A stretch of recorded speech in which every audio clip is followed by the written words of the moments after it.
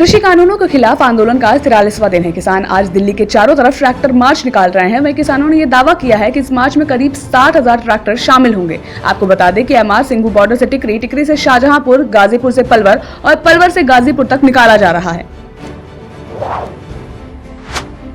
America में राष्ट्रपति चुनाव 2020 के नतीजों पर सियासी खींचतान जारी है और इसी के चलते डोनाल्ड ट्रंप के समर्थकों ने व्हाइट हाउस और कैपिटल बिल्डिंग के बाहर जमकर हंगामा काटा, जिसके बाद वॉशिंगटन डीसी में कर्फ्यू लगा दिया गया है।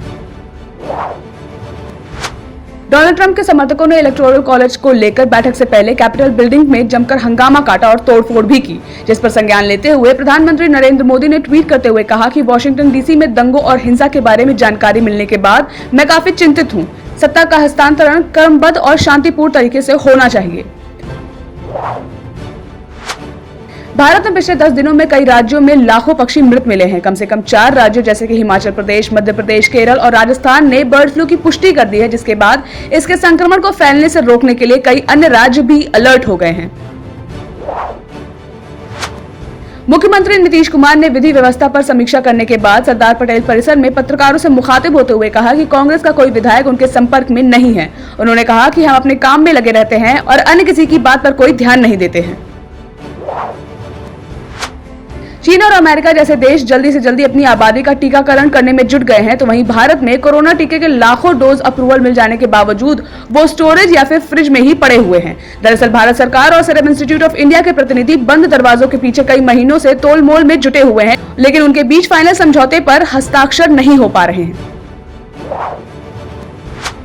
चीन के राष्ट्रपति शी जिनपिंग ने दूसरी बार अपनी सेना को युद्ध के लिए खुद को तैयार रखने का आह्वान किया है। आपको बता दें कि इस आह्वान के साथ साथ शी जिनपिंग ने साल की शुरुआत में ही राष्ट्रीय सुरक्षा कानून की समीक्षा करते हुए सेना से संबंधित अहम नीतिगत फैसले के लिए चाइनीज कम्युनिस्ट पार्टी यानी सीपीसी के सेंट्रल मिलिट्री कमीशन को पूरी तरह से अधिकृत कर दिया है।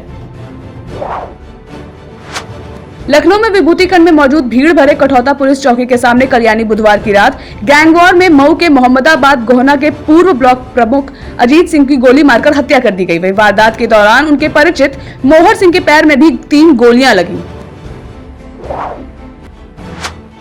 राजधानी लखनऊ में वाहन चालकों की लापरवाही के चलते अक्सर दुर्घटनाएं होती रहती हैं, जिसके रोकथाम के लिए ऐसे वाहन चालकों पर नकेल कसने और सड़क से जुड़ी व्यवस्थाओं में सुधार के लिए पायलट प्रोजेक्ट की शुरुआत की जा रही है।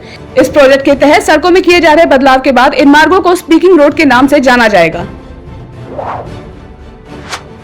राजधानी में लगातार चौथे दिन भी झमाझम बारिश का दौर जारी रहा। आपको बता दें कि सुबह से शुरू हुई बारिश दोपहर तक शहर के अलग अलग इलाकों में रुक रुक कर चली। वहीं आज यानी बृहस्पतिवार से ठंड और कोहरे का सितम एक बार फिर से शुरू होने जा रहा है। इतना ही नहीं, इसके बाद शुक्रवार की शाम भी बरसात होने की संभावना है। सब्सक्राइब करें आपका अपना चैनल न्यूज टाइम नेशन और हर खबर सबसे पहले पाने के लिए बेल आइकॉन जरूर दबाएं। और हाँ, खबरें पसंद आ जाएं तो लाइक और शेयर करना ना भूलें।